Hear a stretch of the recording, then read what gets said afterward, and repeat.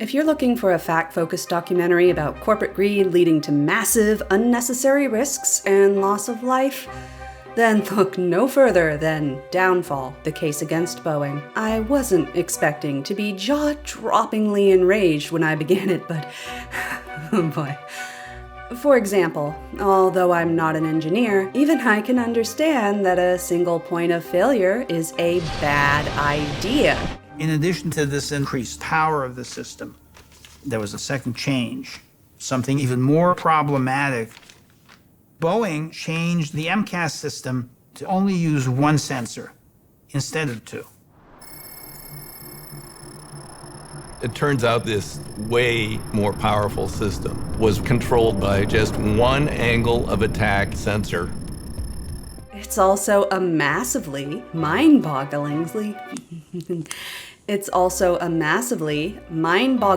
stupid one when one little failure can kill people. The MCAS system is safety critical.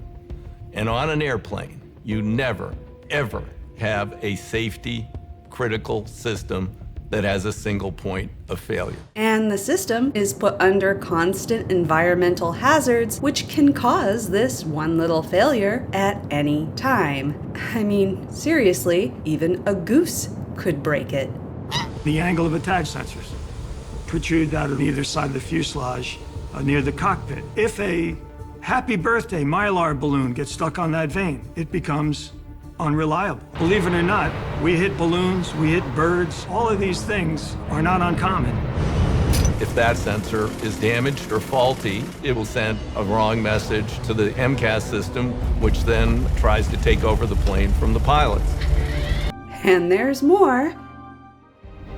They talked about Jedi mind tricking regulators around the world into adopting the standard of no simulator training required. So we're supposed to react in less than 10 seconds to a system that's never been on any airplane we've ever flown before. Boeing knew pilots had a monster waiting for them in the MCAS system, but they conspired to not offer training. They didn't even know that the MCAS system was on the aircraft. An angle of attack sensor was sending a bad input to the cockpit. It would have taken more than a few seconds, certainly, for the pilots to determine what the cause was. You started the clock, right? 1 Mississippi, 2 Mississippi, 3 Mississippi. The way MCAS kept pushing the nose of the airplane down was maniacal. And the pilots never understood it was trying to kill them. What the fuck? So, yeah, there's not much to say about the mind-numbing stupidity behind the tragedy. Heck, there's a famous captain I know of who can say it all wordlessly in 2 memes.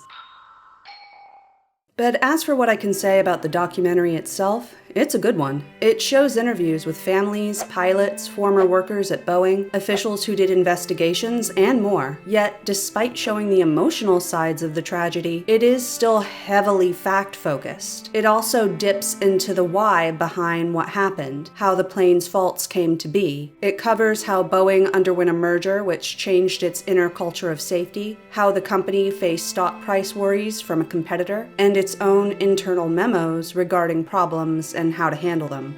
There was only one major flaw in the documentary that I caught and disliked, and that happened towards the end. While the documentary did do a good job in describing what went wrong, it didn't fully cover what the fixes were that allowed this plane to go back into the air. I had to do a search afterward. The following is from an article that I thought explained things well. It's from The Conversation and written by John McDermott. The MCAS prevented a stall, a sudden loss of lift due to the angle of the wing, by pushing the nose down. Stall is indicated through an angle of attack, AOA, sensor. The 737 MAX is fitted with 2, but MCAS only used 1. If that AOA sensor failed, then the MCAS could activate when it shouldn't, unnecessarily pushing the nose down. The design meant that there was no automatic switch to the other AOA sensor, and MCAS kept working with the erroneous sensor values. This is what happened in both crashes. crashes. The MCAS software has been modified and now uses both AOA sensors, not one. The MCAS also now only activates once, rather than multiple times, when a potential stall is signaled by both the AOA sensors. Pilots are provided with an AOA disagree warning, which indicates that there might be an erroneous activation of MCAS. Importantly, pilots will now be trained on the operation of the MCAS and management of its problems. That article is from 2020, and the documentary was released in 2022. The documentary also has some simple text-only slides which were added onto the end, including a note that in January 2021, Boeing was fined by the US Department of Justice. So I was disappointed that it didn't also stay as fact-oriented about the fixes as it could have been, because I think the fixes further underline just how ridiculous the initial design flaws were, and these fixes should have been well detailed for that reason. On a side note, this is probably a great documentary for watching when doing physical activity or when you're about to, such as going to the gym or for a run, because I really wanted to punch something at points while watching. This stupid hurts.